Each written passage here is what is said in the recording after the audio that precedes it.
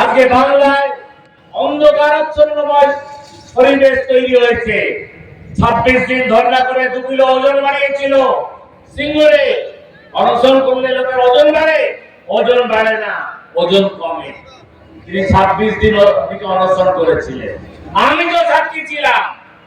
Toilet কি ছিল, কি তার ব্যবস্থাপনা ছিল, 16 ঘন্টার ভাত কারা খেত, আর কারা কি করতো সেটা আমি চাক্ষুষ করে এসেছি।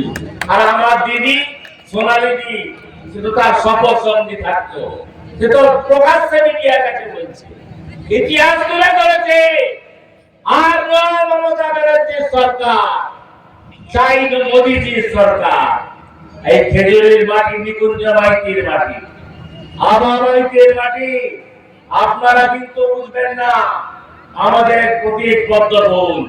আগামী দিনে যেই আমাদের প্রার্থী হোক, এই পূর্ব মেদিনীপুর জেলার খেজুরি সহ 16টি আসনে ভারতীয় জনতা পার্টির প্রার্থীকে জয়যুক্ত করে পাঠাতে হবে। আজকে গেছেন কলকাতার প্রাক্তন পুলিশ নগরপাল, রাজ্যের ডিজি ছিলেন অস্থায়ীভাবে। রাজ্যসভায় নির্বাচিত হয়নি, এখন 16 তারিখ ঘোষণা হবে। আজকে ঢুকছেন প্রাক্তন আইপিএস অফিসার, ওয়েস্টিন হোটেলে পুলিশ ঝাঁকাঝাক করে স্বাগত করছে। লজ্জা লাগে না পুলিশের?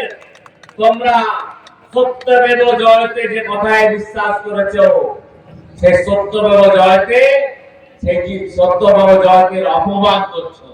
একটা রাজনৈতিক দলের প্রতিনিধি যে এখনো রাজ্যসভার সাংসদ হিসেবে শপথ গ্রহণ করেনি, সাংসদ হয়নি, তাকে তোমরা সম্মান জানাচ্ছ। আমরা জানি সব পুলিশ খারাপ নয়। উপত্যকার পুলিশ তারা বসে কলকাঠি নাড়ে। আমার সিভিক ভাইরা, তাদেরকে ললিপপ ধরে দেওয়া হয়, তাদের রাস্তায় দাঁড় করে দেওয়া হয়। মহামহিম রাষ্ট্রপতি ট্রাফিক কন্ট্রোল করার জন্য সিভিককে দিয়ে দেওয়া হয়। তার থেকে লজ্জার বাংলা হতে পারে না। রবীন্দ্রনাথ ঠাকুর বেঁচে থাকলে হয়তো তার লেখায় এই কথা নিশ্চিতভাবে তিনি লিখে দিয়ে যেতেন। আর কথা দীর্ঘায়িত করব না। আপনাদের সংগ্রামকে আমরা দীর্ঘজীবী করি। আপনারা যে সংগ্রামের মধ্যে উঠে এসেছেন, সেই সংগ্রামের প্রতি প্রণাম জানাই। বিশেষ করে আমার পরিবার আপনাদের কাছে ঋণী। পরপর 3 বার শিশির বাবুকে সাংসদ করেছিলেন, পরবর্তীকালে সৌমেন্দুকে আশীর্বাদ করেছিলেন।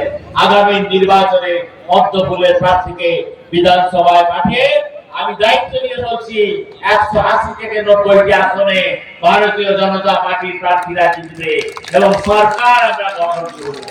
ভারত মাতা কি জয়, জয় মাতা।